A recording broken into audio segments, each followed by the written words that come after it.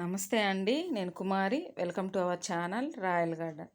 ముందుగా మన garden family అందరికీ కూడా నూతన సంవత్సర శుభాకాంక్షలు అండి. ప్రతి ఒక్కరూ ఆయురారోగ్యాలతో చాలా సంతోషంగా ఈ సంవత్సరం అంతా కూడా గడపాలని ఆ దేవుణ్ణి మనస్ఫూర్తిగా కోరుకుంటున్నాను. అలాగే కొత్త సంవత్సరంలో ఒక కొత్త మొక్కని అనేది నాటండి. అలాగే మనము ఎవరికైనా ఫ్రెండ్స్ కానీ రిలేటివ్స్ కానీ ఏదైనా ఫంక్షన్ ఉన్నప్పుడు ఒక మొక్కను అనేది గిఫ్ట్గా ఇవ్వడానికి ట్రై చేయండి. ఇక్కడ చూసారా అండి, ఈ రోజా మొక్క ఇది ఓన్లీ 3 months బ్యాక్ స్టెమ్ కటింగ్తో పెట్టినటువంటి కాశ్మీర్ రోస్ అండి. అసలు 200 నుంచి 300కు పైగా పువ్వులు అనేవి ఇందులో ఉన్నాయి. ఈ మొక్కకి చూసారు కదా, చూస్తున్నారు కదా మీరు. అసలు ఎన్ని పువ్వులు ఉన్నాయో, ఒకే మొక్క అండి ఇది. ఎన్ని పువ్వులు ఉన్నాయో చూడండి. అసలు ఎటువంటి పెస్టు లేదు, ఎప్పుడు కూడా పెస్ట్ కంట్రోల్ అనేది స్ప్రే చేయలేదండి ఈ మొక్కకి. ఓన్లీ పశువుల ఎరువు మాత్రమే, మంత్లీ వన్స్ పశువుల ఎరువు మాత్రమే ఈ మొక్కకి ఇవ్వడం జరిగింది.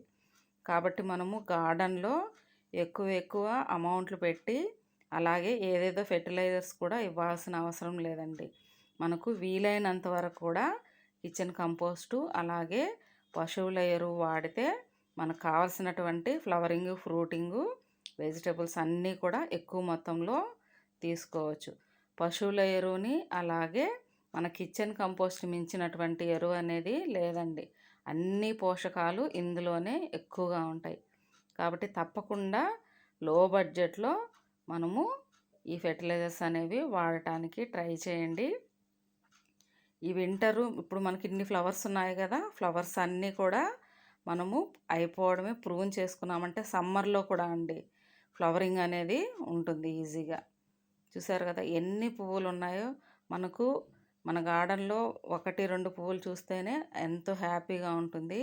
అలాంటిది ఒకే మొక్కకి, అది కూడా కొమ్మతో పెట్టిన మొక్కకి 200 నుంచి 300 వరకు పువ్వులు చూస్తే ఆ హ్యాపీనెస్ ఇంకెలా ఉంటుందో మాటల్లో చెప్పలేం కదండి. చూసారు కదా ఎన్ని పువ్వులతో ఎంత అందంగా ఉందో.